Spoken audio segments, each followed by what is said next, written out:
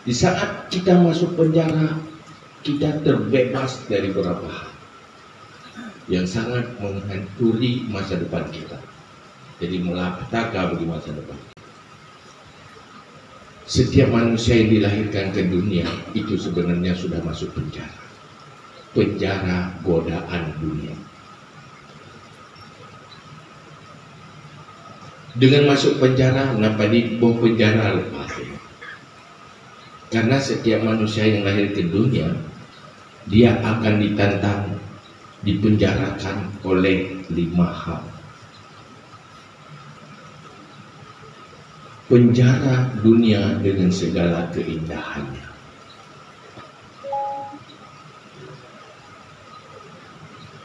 Makhluk, lingkungan dan pergaulan. Itu juga sebuah penjara. Dipenjara oleh setan, masuk dalam godaan setan. Penjara nafsu dan penjara fasilitas dan kebutuhan hidup, yaitu ekonomi. Munyo kata damu penjara nyen keindahan dunia dia yang terlepas. Hawa itu motor lagak anali, hana saja. Hanya saja, pada tak fikir lagu motor lagak. Nak kredit macet kacau motor-motor kena pulang. Nyen dia kan lepas, ya kan? Ngau campi, ini soyak tunggel. Dia mereka dah truk tangga dalam penjara. Ya kan? Kan lihat dia jimat dia tayang pada. Rumah lagahan anak tu main ini. Oh pegana spring bed macam tu. Oh macam tu main ini di dalam penjara. Kagak tu ketertarikan. Nanti mikir ni. Punau dia pegang gantung dia jendela dia pegang hanya pegang dia bagi dia. Jadi semua persoalan dunia kita sudah bebas, tidak terpenjara lagi, tidak terikat mana, tidak terbelenggu lagi. Ya kan? Nikmatinya. Uki.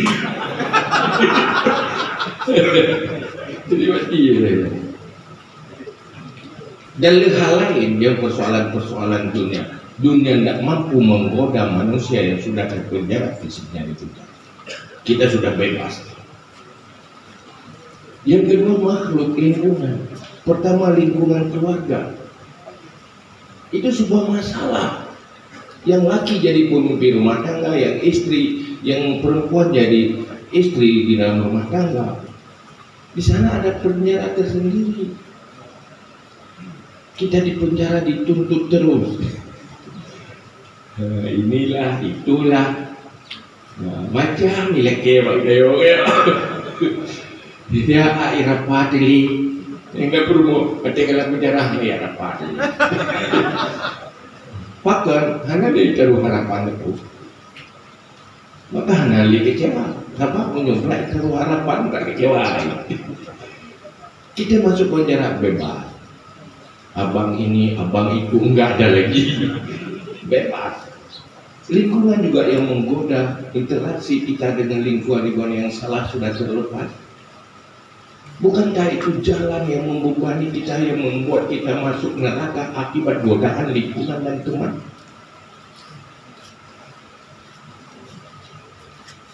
Maka itu ada sisi baiknya.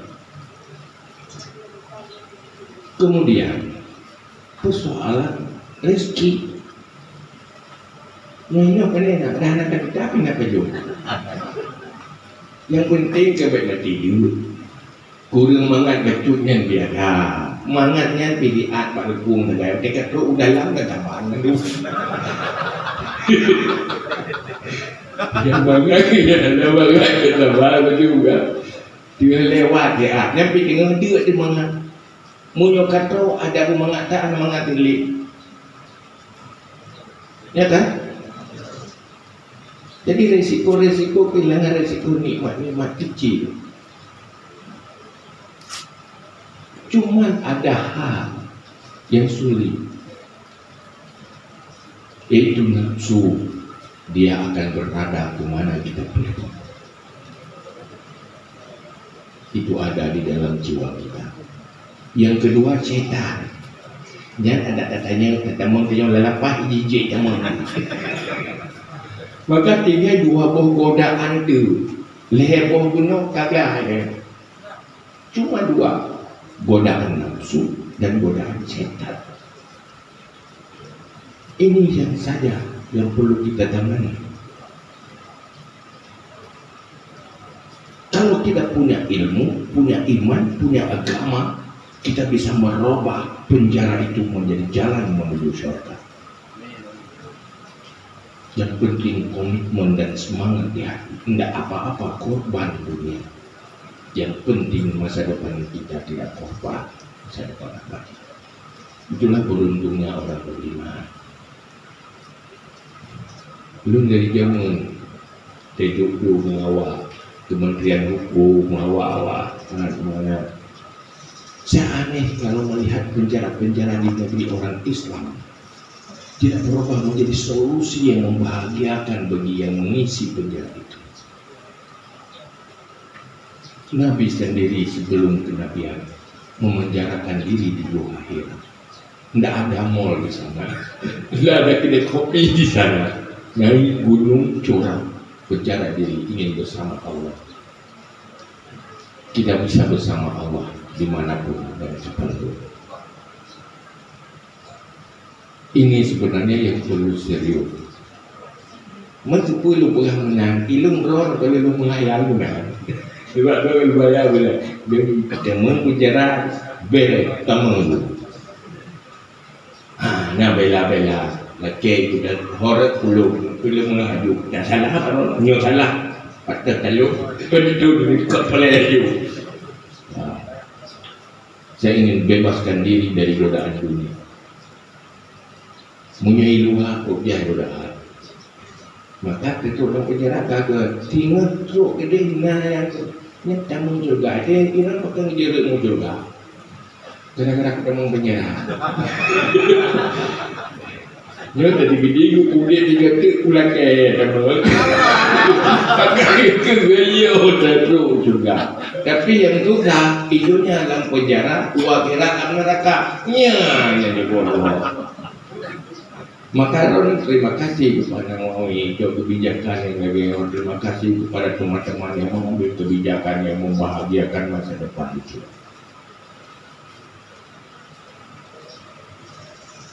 Yang penting konsep yang diajarkan oleh Rasulullah, bagaimana membuat penjara ini adalah tempat yang terbebas. Karena manusia ada dua sisi, ada fisik, ada hati. Untuk apa fisik bebas kalau hati terpenjara? Lebih baik fisik terpenjara, tapi hati bebas menuju surga. Itu yang paling penting. Banyak hal yang bisa kita lakukan kalau kita punya ilmu, punya iman yang diajarkan oleh Rasulullah Sallallahu Alaihi Wasallam. Maka dalam hal itu, pada hari ini saya ingin hanya membahas tentang tantangan manusia di dalam menghadapi, dalam menjalani perjalanan hidup ini. Kita ada perjalanan fisik. Perjalanan fisik itu tidak menyampaikan kita ke surga dan tidak menyelamatkan kita dari neraka. Tanya pesawat, hanya aja surga ng pesawatnya. Punya pesawat tiket di dunia menuju surga. Landing di surga, yang ada tiket. Medina tiket ke surga. Yang kita minta ada belum tiket pesawat itu. Duduk surga. Jadi lewat Siratal Mustaqim dia dengan pesawat ini. Ke surga. Ada Siratal Mustaqim. Yang ada. Itu hanya perjalanan fisik di dunia. Tapi ada sisi lain, itu perjalanan rohani, perjalanan hati. Allah mengutuskan Rasul mengajarkan kita menjalani hidup ini sebagai perjalanan rohani ke surga, jangan sampai perjalanan rohani ke neraka. Itu semuanya dimulai dengan perjalanan rohani, perjalanan hati. Pemantang yang geyulah agama semuanya untuk kepentingan hati. Karena dengan urut akhirat, yauma la yanfa'u malun wala banun illa man atallahu biqalbin salim. Hari yang tidak ada lagi manfaat harta dan kekayaan. Hari yang tidak ada manfaat lagi keluarga dan anak. Yang bermanfaat adalah orang yang kembali bertemu Allah, membawa hati yang bersih dari sifat-sifat tercela. Maka itu yang paling penting untuk masa depan abadi. Pastikan hatinya beriman ini. Ini berkata dalam dia ilmu tauhid, berlain kan dia pun beda hidup. Alai pina gure-gure ini. Pubeda. Olehnya sifat-sifat tercela, sifat-sifat buruk yang dibahas dalam ilmu tasawuf. Cari ilmu itu dan mujahadah, latihan. Lakukan dari Allah, lakukan tahzib, lakukan mujahadah. Akhirnya berhasil. Imam Al-Ghazali, seorang ulama besar dan intelektual Islam sebelum menjadi ulama sufi. Beliau berubah di akhir hayatnya, menemukan sesuatu yang tidak pernah terbayangkan setelah memenjarakan diri. Meninggalkan status Imam A'zam, meninggalkan status orang rektor di Universitas Indonesia, hidup menyendiri mencari seorang guru, meninggalkan kehidupan publik. Kemudian menemukan sesuatu yang tidak bisa ditemukan oleh nalar dan intelektualitas Al-Ghazali. Itu lewat perjalanan rohaninya. Maka inilah yang kita lakukan, perjalanan rohani ini. Boleh fisik dalam penjara, hati bebas berselancar kemana-mana, tapi jangan sampai ke neraka. Itulah konsep Islam dimulai oleh keilmuan. Sukseskan ilmu dulu. Ilmu yang penting-pentingnya itu sukses. Nah, makanya nanti kuatas tapi carilah silabus yang tepat untuk orang ini. Yang cocok kurinya. Maka dalam perjalanan rohani yang membelenggu manusia adalah tergoda dengan dunia. Zuina linnasi hubbus syahawati minan nisa'i wal banina wal qanatiril muqantarati minaz zahabi wal fiddati wal khailil musawwamati wal an'ami wal haq. Dzalika mata'ul hayatid dunya. Dunia yang menggoda katanya. Pertama, terbelenggu dengan pasangan. Terbelenggu dengan pasangan. Rina tibu aku timang lakon tibu aku timang rumah. Nan masuk penjara, hilang kesedukan itu. Mungkin lu bayangkan lu si cerewet apapun tuh mau udahnya udah ketemu dalam penjara ini boy. Kira kan? Hai ilmu nangen kan? Kamu kawin dua. Ini pakai tapi dua bawah semua, dua orang ibu pakai tapi begitu dan malam penjara damai itu, bukan pah loh. Dua, kan?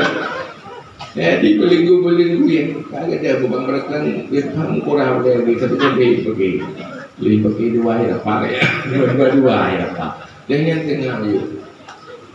Jadi beres ini, ada gitu ingat ada me kali lagi apa kan? Nah ini contoh kan kamu mestinya, jadi ledak berlalu ya. Beres je yo. Jadi belenggu-belenggu yang sedekah.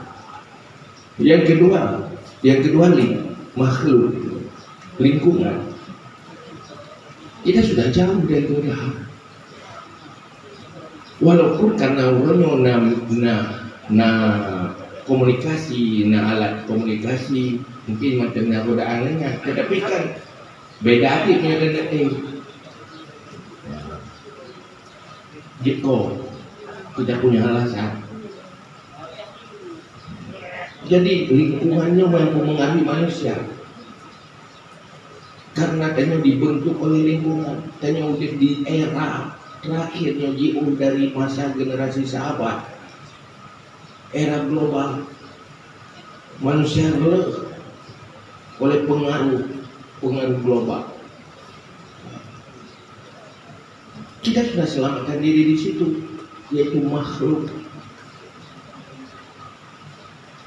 Yang kedua, persoalan rezeki. Dan Tuhan kata mau surga sebenarnya letak karena persoalan campur minta rezeki, ya kan? Orangnya kan belah dengan rezeki jangan belah dengan toko lah. Kedua apa dia berdua dia berdakan bambungan kau lah. Lapa dia kau pedih. Cuma dia. Ya kan? Dia dah pula pula lo. Yang kenyang pun. Yang mengkat yang menang pakai dia mau tambah yutang. Kadang ngepiu tungkuhan kepujan. Begitu dia mulai menjarah, ada yang tak kau kaki dia jangan. Mak tapi cekan mangat bebas buka kita, pandai mangat lepas Cuman walaupun mangat roy di, tapi walaupun mangat roy. Ini kan berarti main bahan sopor bola pun Kalau baju bola gitu ada kayak tipa, kayak belum kan tenang kalau terjajah kayak belum. Ya kan? Nikmati ya tanya. Ubinang masalah dia pandu. Ini perhatian saya ahli betul abu, nanya abu mana je nyopoh nak jemput. Gari. Ada tumai tu mayang, ada tumai mencari ilmu dua ke Allah tidak dia. Laule dia tu minta ampun dia saja, minta mangat dia saja. Lepas jobu kan tinggal tu kopi, tinggal tu kedai kopi. Apa yang macam ni? Tu mayang tinggal. Dua kedai kopi merempak, tu mayang yang hampa. Ada tempat kajak tempat kajak ibadah sibuk pula. Jadi ada perintah apa ni sibuk Bu Haji pakai dia kopi hanam kubu ini. Tapi sampai belasan ribu. Maka ini kesempatan sebenarnya buat ini penjara ini menjadi perjalanan ke syurga. Itu terserah kita masing-masing. Mau atau enggak? Yang hidup bebas juga ujungnya mati, yang hidup di penjara juga ujungnya mati. Kita dituntut bukan masalah bebas. Maka orang yang dekat dengan Allah, selalu bermunajat dengan Allah, hari-hari berbisik dengan Allah, dia bebas, tidak ada istilah penjara dan penjara, bebas dimanapun fisiknya berada. Maka orang yang lepas dari belenggu dan godaan dunia, tidak ada istilah rumah dan luar rumah, tidak ada istilah kampung halaman dan perantauan, semuanya sama bagi mereka. Yang penting selalu bersama Allah. Tahu orang Iraq tinggal lagu Allah dia bantu dia. Yang keselamatannya Allah sih. Dia butuh Allah. Di sana berhadapan dengan neraka, yang bebaskan kita dari neraka juga keputusan Allah. Surga itu milik Allah. Yang memasukkan kita jadi penghuni surga juga Allah. Kenapa tak bersama Allah terus? Dan munyonyan komik dijalani, insya Allah tidak ada sesuatu yang disesali, walaupun fisik dalam penjara, hati kita bebas. Mau kan? Nyana dia mau bernolak.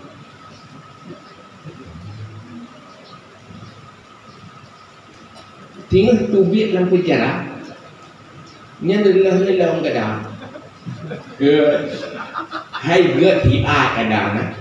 Lagi urang pungo balik dah pubak pungo tak boleh pungo. Ini boleh dia tak pungo lah. Kata mengenai saya kawan jilau. Kalau Anda kembali keluar dengan pergaulan yang sama, kembali kepada kondisi yang sama. Dengan sikap dan perilaku yang sama akan kembali kepada perilaku yang kepada kondisi yang sama. Rubah diri. Akhirnya kita bukan dirubah oleh orang lain. Keluar dari sini bisa merubah yang lain. Itu lebih baik. Menyodor nasihat orang lain lebih baik terima. Pakai karena sama pengalaman. Jangan berlaku ke kalau kurang kan mendung buka peti oh. Nya lebih dengar menyetutup bukan dah aja. Nggak cuma loroi teman-teman. Jadi pendakwah yang bisa merubah keadaan, tapi tidak binafsi, mulai dengan diri sendiri. Ini yang boleh lakukan. Maka lakukan yang pertama, yaitu cari ilmu dulu yang wajib-wajib yang golong dia ya. Nyohino kesempatan selesai.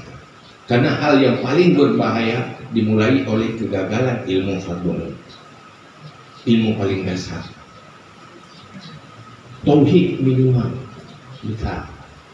Dan kembali dia harus berstatus di sisi Allah kita orang beriman.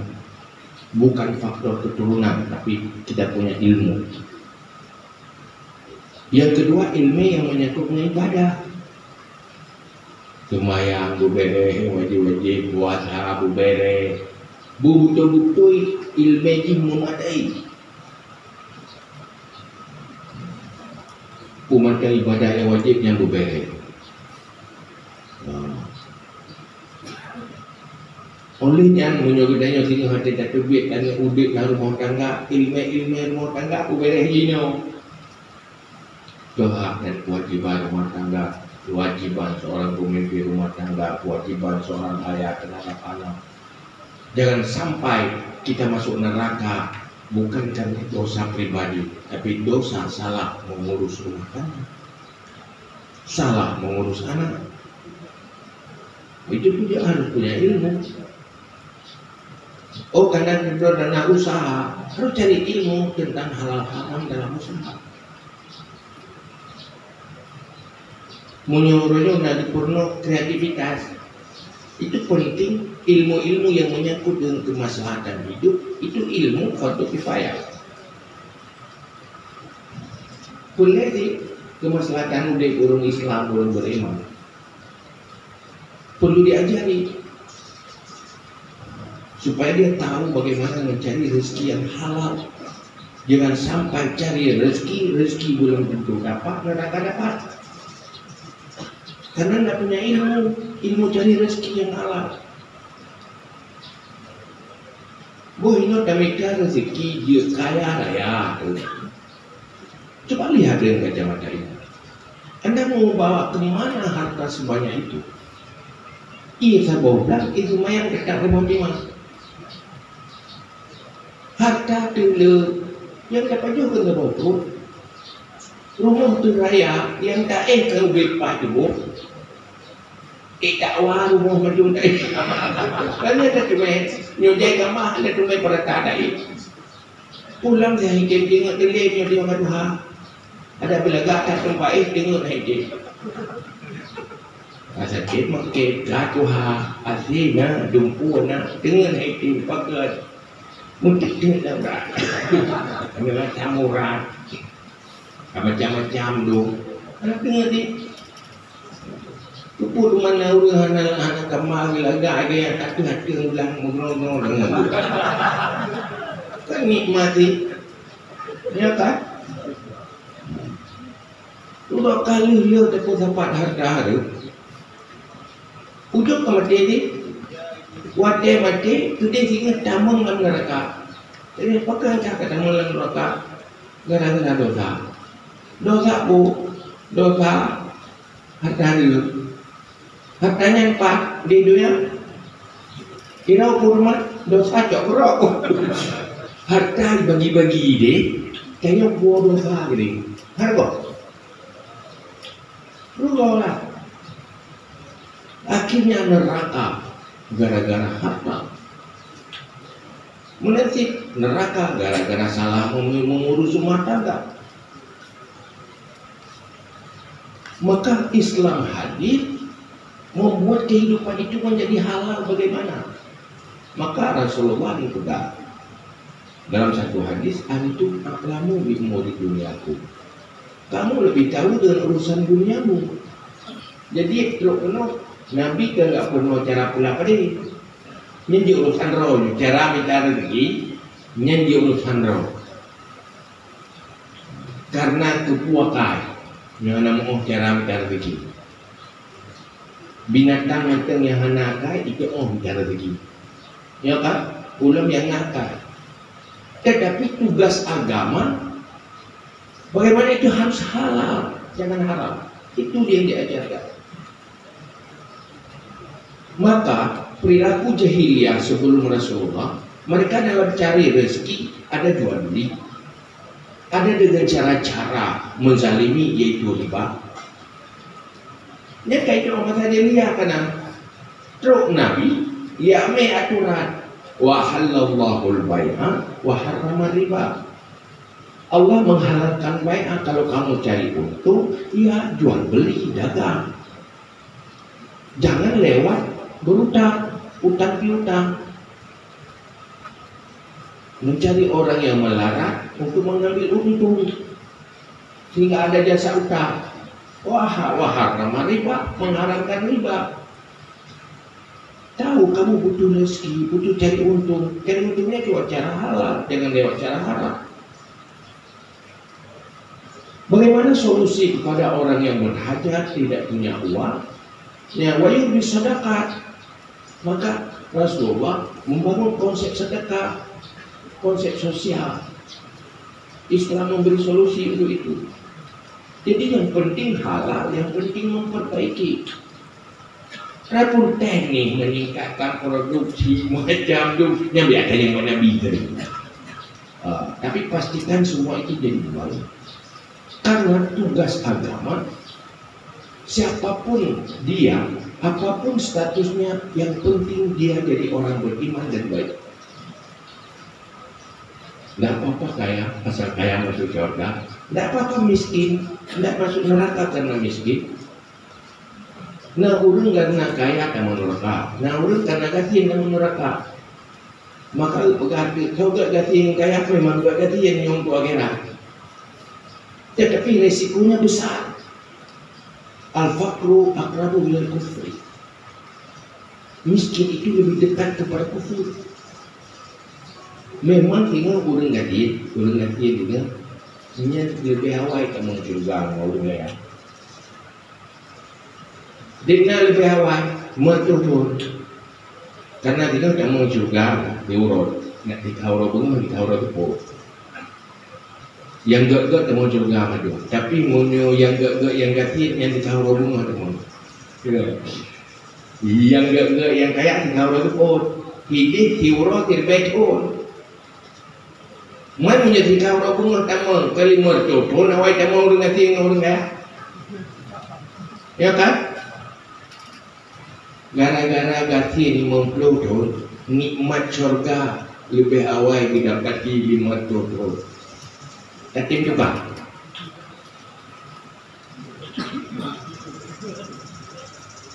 Maka Nabi berdoa itu, Allahumma ja'alni ya Allah nepudit lu lah kelompok orang gaji. Nepu mati lu lah kelompok orang gaji. Nggak ada laki juga sih.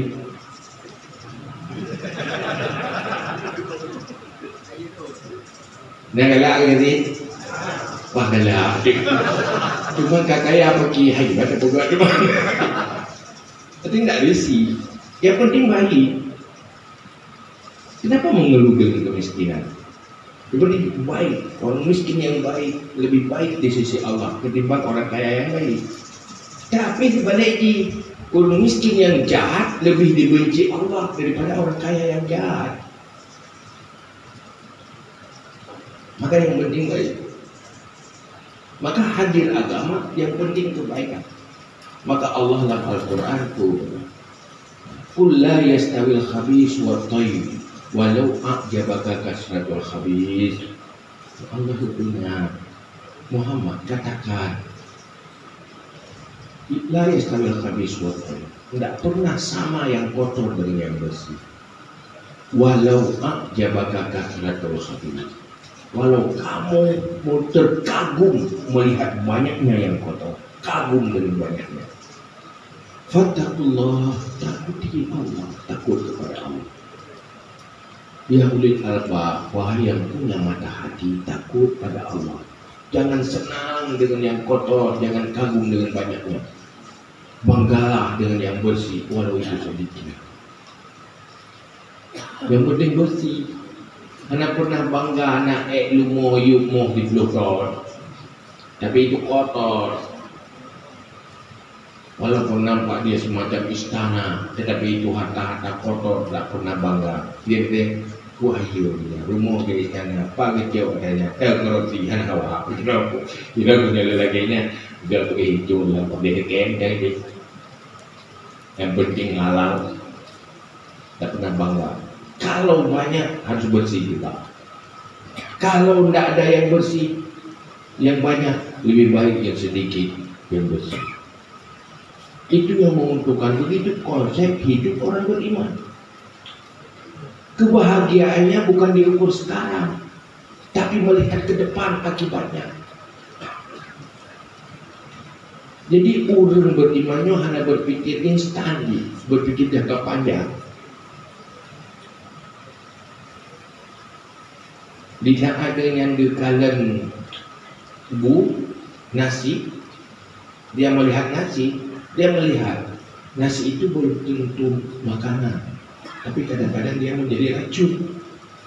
Bak urang na gula menyebut baju dia racun. Yang dirganya kemangat bukan enaknya nasi, tetapi akibatnya dari makan nasi yang enak itu apa yang akan terjadi? Membuat gula itu naik, berbahaya. Begitulah halal dan haram. Maka tanya watim kepidih Allah lagi nyong, itu rahmat sebenarnya. Di saat tanya tokuno naso didi naso bimbing, itu bukan malapetaka, itu nikmat sebenarnya. Tapi nikmat yang tidak disukai banyak orang. Tapi sebenarnya nikmat tidak disukai. Tapi walaupun tidak disukai, itu nikmat. Makan kerja, lu dah mungkin terharu lu. Karena sedih lu kalau dorong lelepat, meluk tak pernah hawa lu jangan. Hai bagaimana? Tidak dulu iwan hampir tidak ada. Telat ke lalu ke tinggal ke dikir kali kecil nyolitnya juga tiuro duduk kata. Sekarang lalu. Tengah mereka katuk assalamualaikum. Boleh merempok ya. Kita merempok kayak itu lah yang mesti. Pak kau itu dia. Yang dia nak mereka itu kayak apa itu dia. Kamu dah tahu kan apa dah. Ya kan? Cuma itu ni mana? Ya, hai pati nak kayak kuat muka. Jangan lupa. Dia robah lingkungan yang berat. Jadi lagi ya. Buat jadi beruntung itu, ini kesempatan, itu momen untuk masa depan abadi. Maka berbahagia dengan kebijakan yang nak kegiatan agama, kegiatan pendidikan yang beruntungnya. Mesti dia tubi orang tubi ben tubi boleh dia golong beres, dia beres-beresnya baru tubi. Ngai lek tubi ana menyogolong beres ana tubi le. Getrong itu tubi an dek. Bila dia nak potong kan, macam tiup luah ya tu dia ya awal nama palung. Dia tu biru.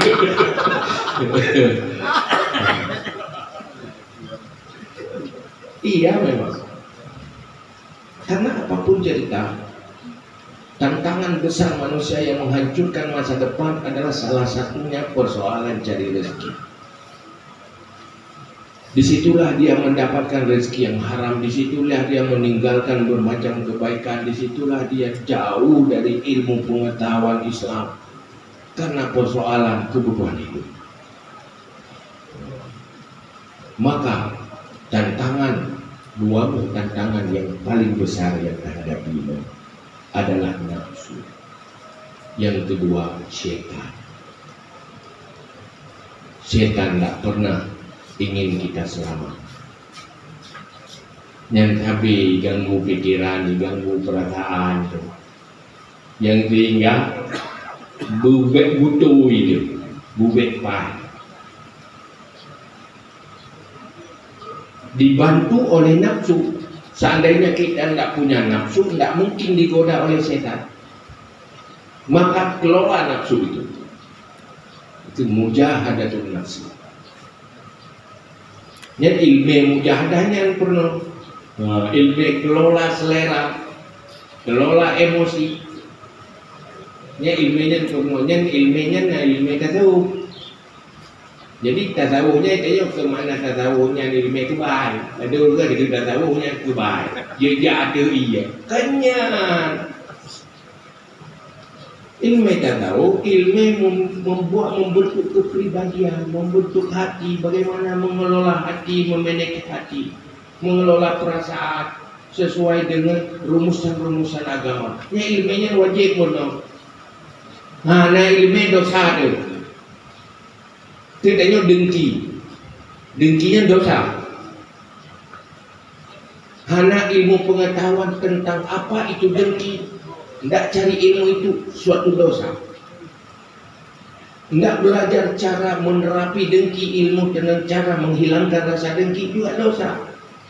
Bukan dosa dengki, dosa dengki satu dosa. Dosa tidak punya ilmu tentang dengki, ilmu tentang terapi mengobati hati yang dengki, itu dosa yang lain. Ikhlas itu wajib pada yang diwajib-wajibkan. Maka ilmu tentang ikhlas harus tahu. Bagaimana membuat hati ikhlas, ilmu tentang itu juga wajib tahu. Tidak punya ilmu dosa. Ini yang terlupakan. Umumnya umat Islam ini terlupakan. Maka hinonya sempat dan selesaikan. Tidak terlambat. Jadi kalau debut penuh kamu nyu hati lupa beradengki. Kibai le dengkinya. Kibai cara dia ubah dengkinya. Nyono. Sampai bukuli. Umumnya dina ilmu hakim boleh hidup. Tamalah wajib tamalah. Sampai bukuli. Nanti sifat yang lain. Karena Allah memasukkan syurga orang-orang yang baik akhlak. Orang yang baik akhlak itu orang yang telah selesai membersihkan hatinya dari sifat-sifat buruk. Qalbun salim itu adalah hati yang sudah tidak berpenyakit karena sifat-sifat buruk. Man punya ilwa lalu dengan pula hendak dimemono. Maka saya melihat ini kesempatan. Maka Pak Nawawi yang kebijakan yang kacau nyok kampung. Akhirnya kalau ditanya di akhirat kenapa anda bisa selamat dengan neraka? Ini peranan lapas yuk semua beruntung pasti.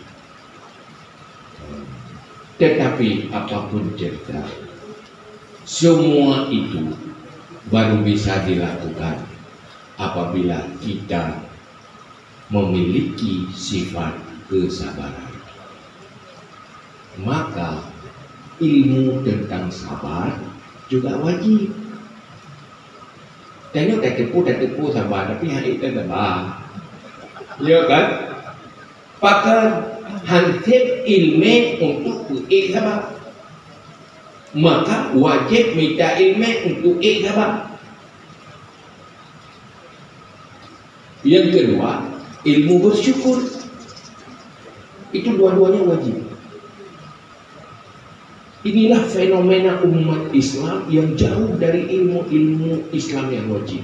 Ini kenyataannya. Maka terjadilah fenomena yang rusak di dalam kehidupan rumah tangga, kehidupan sosial akibat kejahilan. Di saat ini berbicara ekonomi, berbicara rezeki saja oleh maka dua kan. Maka nyoku sebenarnya siap belum tuan Pak Royo. Mari kembali kepada konsep Islam, konsep keilmuan Islam. Maka kalau kita menjadikan Islam sebagai kehidupan, agama sebagai kehidupan, apapun status kita di dunia ini tidak akan jadi masalah. Semuanya akan jadi beruntung. Maka begitu, orang beriman itu orang yang selalu beruntung di dalam semua kondisi. Kalau menghadapi cobaan, dia hadapi dengan kesabaran. Kalau dia mendapat nikmat, dia akan selalu bersyukur. Wallahu a'lam bishawab wa ilaihi marji'un wal ma'ab. Mohon maaf atas segala kekurangan dan kekeliruan. Hadanallahu wa iyyakum ajma'in. Astaghfirullah li wa lakum. Assalamualaikum warahmatullahi wabarakatuh. Ya, ayah anda memuliakan bersabar saja.